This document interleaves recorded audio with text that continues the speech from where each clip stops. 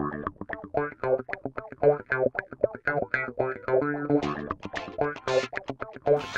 going to be doing a putting the brew on today using what's in this box. So when I first started brewing, which is, it's coming up on 2 years now, before I did any kind of, used any kind of fermenter or anything like that, I was on Amazon and I saw this. So the reason I'm doing this is because I watched a video by Lecky Bloke the other week, and he was doing a beer review, or he was doing brewing up an extract kit from the company that makes this, which is a company called Brewing. As far as I know, they're German. So this is what they were selling a couple of years ago. It's a mini keg. So the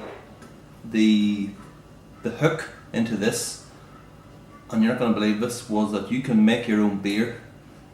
You can make your own delicious homemade beer in 7 days. 7 days you can make delicious homemade beer. Do you think you can make delicious homemade beer in 7 days? I don't know, but that's what we're going to do. So, let's say in the box we've got a mini keg. It's got a little top on the end of it. They also give me a box.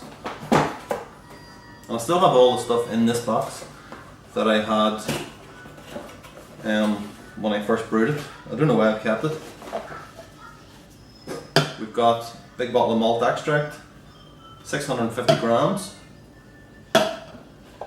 We have hops, some hop juice, whatever the hell the hops were, I don't know. Can't actually remember what this tasted like. Give you a couple of beer mats. I'm not sure the beer mats, that's for sure. Give you a yeast. Look, I've even kept a yeast packet. Hef, it says on it. Yeast. And then finally we've got, what's that? Cooper's instructions? I don't know why they're in there. Okay, we've also got this. So this is just like a little pressure release valve that goes in the top, so the keg obviously doesn't explode. So anytime it gets too high, it can let off the pressure. So that's it.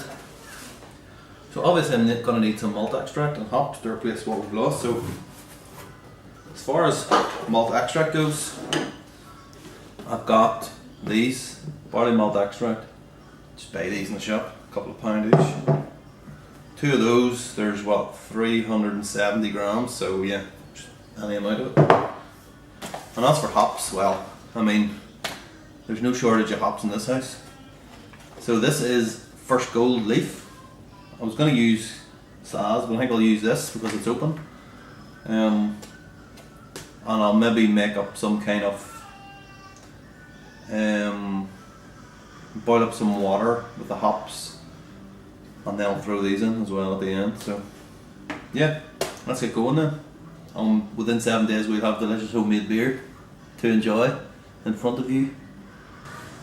Okay, so I've got about 1.5 litres of water in, boiling. There's 15 grams of leaf. Should I use a hot bag? Yes, always use a hot bag. Hold on. Okay, we've got our hot bag. So, according to the instructions,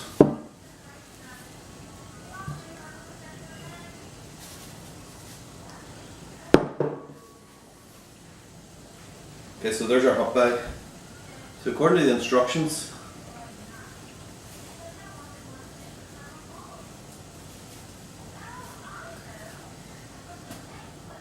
throw it in there, I'll boil it for 15 minutes, something like that. Okay, so these are the instructions basically. According to this, I'm supposed to put in 6 of these bottles, which at 650 is in around 4 litres. It's a 5 litre mini keg, so obviously then you need to leave space at the top.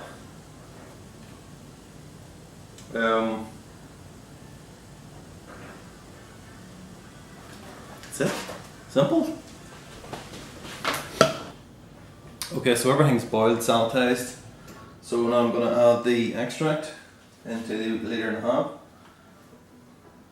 And then I'm going to throw the hops back in and then let it steep for another 30 odd minutes.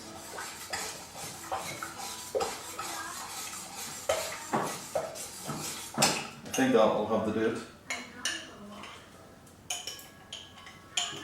I'm too used to doing all grains now that I've kind of forgotten how to do this stuff.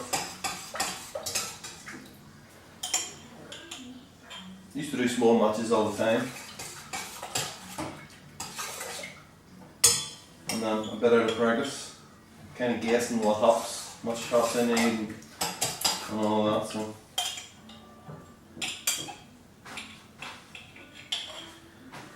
yeah, I'll do this, let it steep, and then I'll put it into my mini keg, top it up with water, cold water, and then at some point we'll put the yeast. So we've got a load of the Cooper's yeast, whatnot upstairs, so I'll just use 1 or 2 of those because they'll never be used otherwise.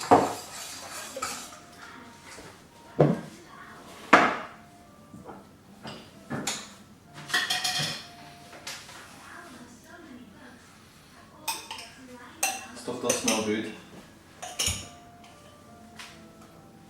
Very sweet.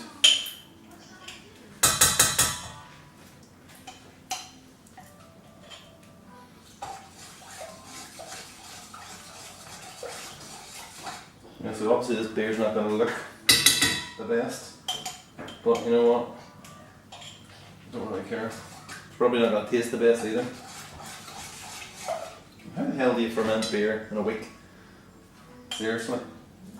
Apparently it's supposed to be something like, because it's under high pressure, it's under pressure in the keg, and it cuts out part of the process. I don't really know. Some bollocks like that. When I come back for the tasting video, we'll have a scientific explanation. Or what's really called is just marketing. What the marketing nonsense is.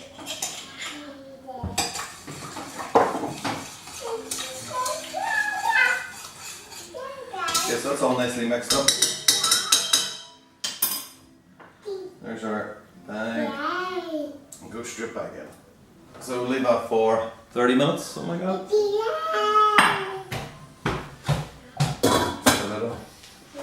Okay, so the sense behind this is, the gimmick behind this is that everything is done in the one vessel.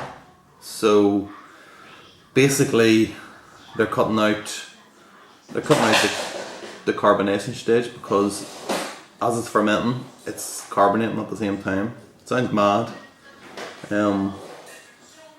But yeah, so you're supposed to ferment it for 5 days, room temperature, and then put it in the fridge for 2 days. So I don't know whether that stops fermentation or slows it down or what the hell it does. But certainly, I suppose it's like cold crushing the beer, only you're not going down to those kind of temperatures. So maybe it's cold filtering the beer, maybe that's the best way to describe it. But yeah, that's it. That's about as simple as it is. Yeah, we'll see. We'll see what's like in 7 days. Let's see how much of a mess of this I can make.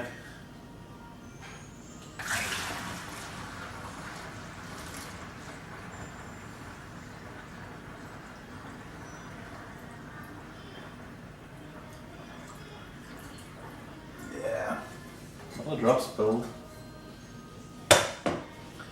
Okay, so I'm going to top this up with cold water. I need another litre of cold water, I think, and that should be up to 4 litres, I think. Okay, so I'll be honest, it's a good few hours later on in the evening. I completely forgot about this. I brought it upstairs to let it cool down. It's supposed to be for like an hour or something. Completely forgot about it. So we're going to pitch the yeast. So got my scissors. This is just a Cooper's yeast, obviously, from a pale ale kit. I don't know if they do. I always write what it is on it. Pale ale, stout. I've got a lot of stout in there. I don't know if it's the same yeast or not. Don't really know. So let's take our little top off.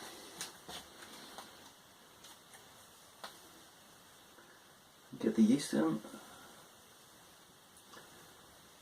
Okay, so I'm supposed to, after 24 hours, to tip it upside down for an hour. Not for an hour, sorry, for 10 minutes. There's our pressure valve. It'll go in the top. Just push it in. Try not to get the red bit in. And that's it. Maybe give it a bit of a shake.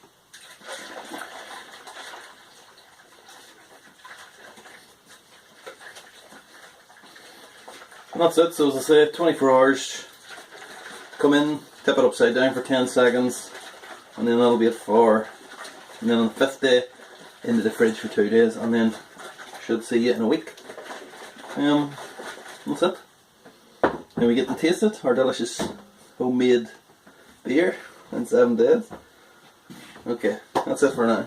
Okay, so it's 7 days later. It's time to try our beer. What's it there? So it's got a little top in the front, which, if you have a MacLeod, wow. Table over there. That's your pint.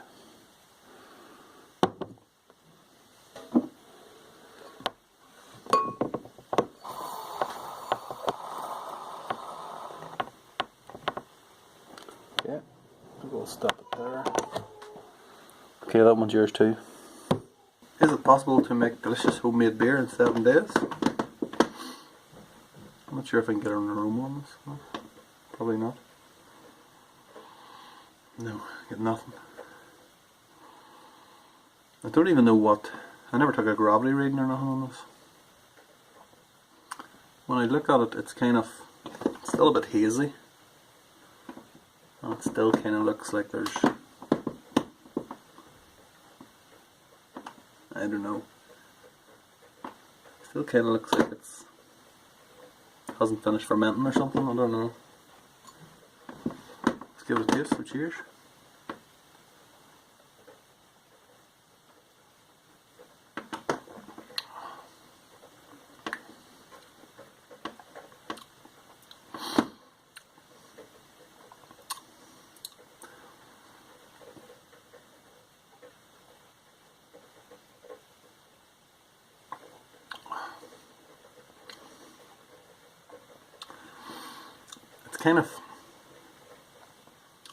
It's kind of a full mouthfeel. It actually reminds me of, it was something like a Kilkenny, a pint of Kilkenny, you know, that kind of white ale type thing. What was the other one that had out a few years ago? I can't remember, but it's kind of like that. It's kind of like a stout the way it goes down. Honestly, I thought this was going to be a disaster. I'm not sure it's fully fermented or fully carbonated yet, or fully fermented, but the result of that has been that it's actually, as I've been saying before, it's actually turned out to be something that I didn't expect.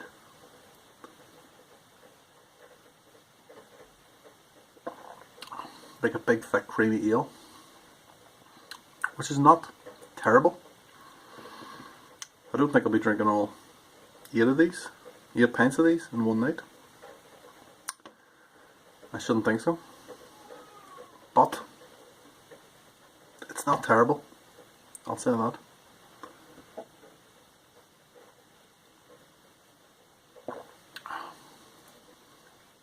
Would I do it again?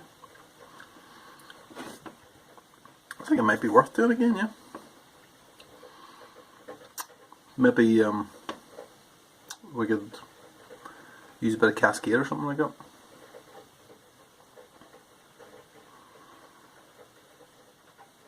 Maybe in with something, maybe a bit more First Gold and a bit of Cascade as well. I'm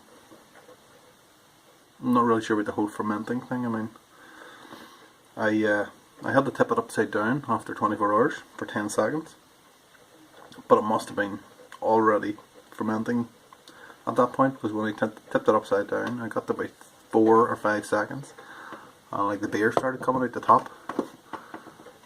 So I had to release a little bit of the pressure, and then I put it inside a box because I thought it was like gonna explode at that point.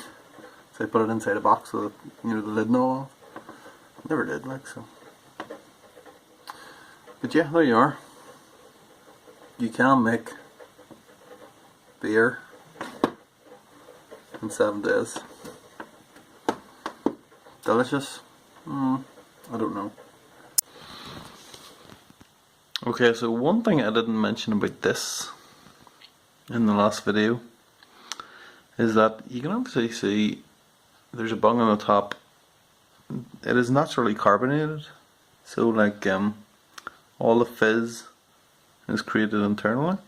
There's no CO2, you can't put CO2 in it, and that is a problem because after like 2 pints it basically runs out of steam and you can't get anything out of the tap, and the only way to get something out of the tap is to shake the shit out of it. So yeah, it's not good at all. It needs a little bit of, I know you can get CO2 canisters for these type of things, but yeah, it's not good. So it was like Thursday night when I made that video. It's now Sunday night. I'm trying to drink the rest of it because I can't get any beer out of it, and I don't want to shake it. And to be honest, it tastes a bit like vinegar in the beer. So yeah. So I'm going to ask myself the question, would I do this again?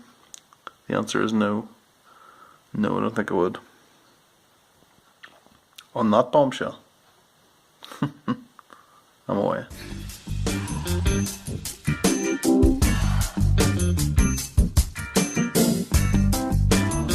Banana split.